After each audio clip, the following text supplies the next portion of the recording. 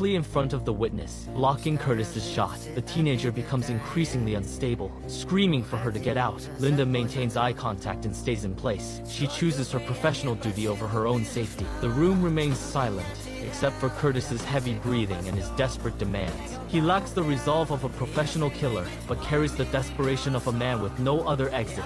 Linda does not flinch. She remains a human shield between the barrel of the gun and the man in the bed. The tension breaks when 2 gunshots discharge into the room. The struggle between street retaliation and the legal system culminates in this single, violent act. The witness's life hangs on the decision of a terrified boy and the refusal of a nurse to abandon her post. Danny Reagan raids an illegal chop shop, bypassing protocol to get answers. He destroys car parts with a heavy tool until the owner reveals the Sons of the Devil gang is behind the hit on the police commissioner. Danny tracks the getaway driver, Diego, to a local restaurant. He keeps Diego on the phone, allowing technicians to lock onto the signal. Just as the coordinates stabilize, a professional hitman enters the restaurant. Danny listens through the receiver as the witness is silenced. The line goes dead.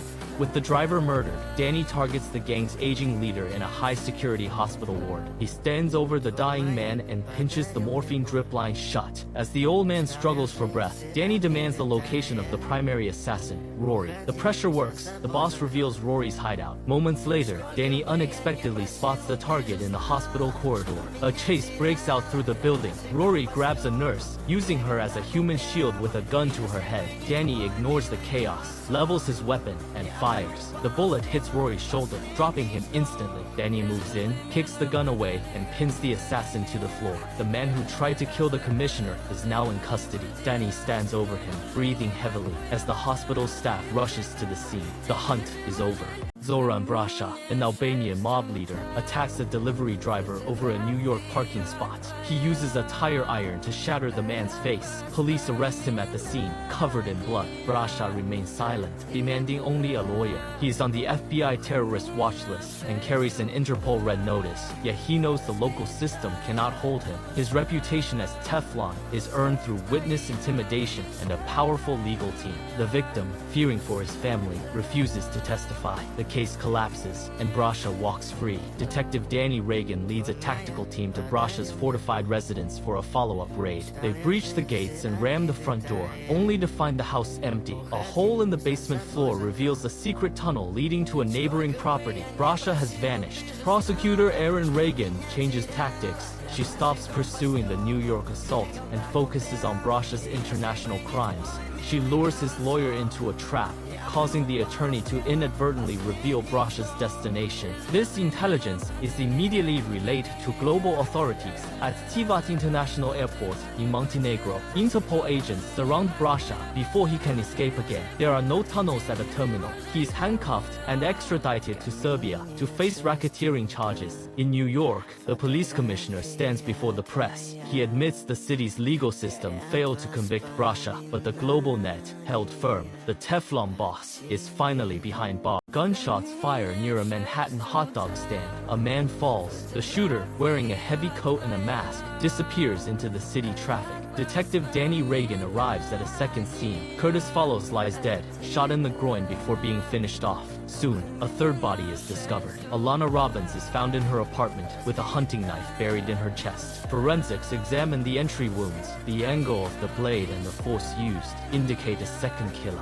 likely a woman. The victims share one link. They all work for Cinema Kitty Studios. The investigation leads to Jerry and Janice Phillips, a couple from Montana. They are not career criminals, they are parents. Their daughter, Josie, moved to New York and was lured into the adult film industry. She committed suicide months later. The parents found her records and realized the police would not arrest the people who exploited her. They decided to use their own hunting skills to balance the scales. The final confrontation happens on a dark film set in Chelsea. Janice Phillips corners the director she blames for her daughter's death. She ignores the cameras and the lights, focusing only on the target. Danny Reagan bursts through the door as Janice attempts to strangle the woman. He finds a couple who has replaced grief with a calculated list of executions. Jerry and Janice cite the law of life for life. They believe they have done what the legal system refused to do. Jamie Reagan discovers that Sergeant Renzulli has been illegally releasing a suspect named Derek. In a tense confrontation, Renzulli drops the professional act. He admits Derek was his childhood best friend, a man he treats like a younger brother, despite Derek's drug addiction. Renzulli believes he is saving him, but he is only enabling a tragedy. Derek decides to prove his worth. He wants to show Renzulli he can still be a hero. He tracks a dangerous felon to a housing project. Jamie and Renzulli follow, unaware of Derek's plan. In a dark courtyard, Derek corners the suspect. He draws a silver handgun and pulls the trigger. The weapon produces a loud bang and a cloud of smoke, but no bullet. It is a cap gun, a toy that mimics the sound and flash of a real firearm. The suspect, believing he is under fire, shoots back with lethal precision. Derek is hit and collapses. By the time Renzulli reaches the scene, his friend is dying on the pavement. Renzulli kneels over the body, his hands covered in blood. He picks up the silver weapon, expecting to find a real firearm. Instead, he clicks the cylinder. He finds only spent paper caps. The realization hits with crushing force. His repeated interventions led Derek to a suicide mission. Renzulli's illegal protection didn't save his friend. It gave him the confidence to die for a lie. The sergeant stands over the body, destroyed by the consequences of his own private mercy. Officer Harrison, a 40-year veteran with a spotless record, opens fire on a crowded D train.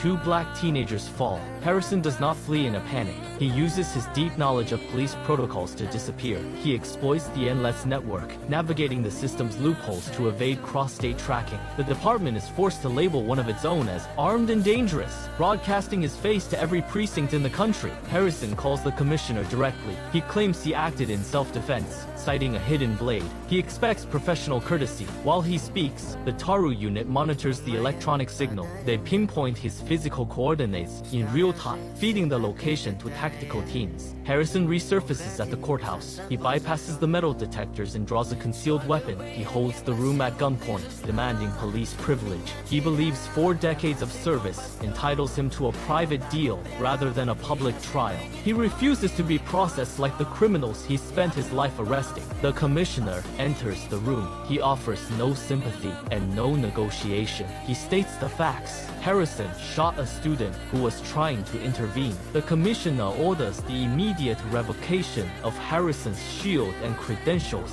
He strips him of all honors and retirement benefits. Harrison is disarmed and handcuffed. The officers who once saluted him now escort him to a holding cell. He is no longer a brother in blue. He is a defendant.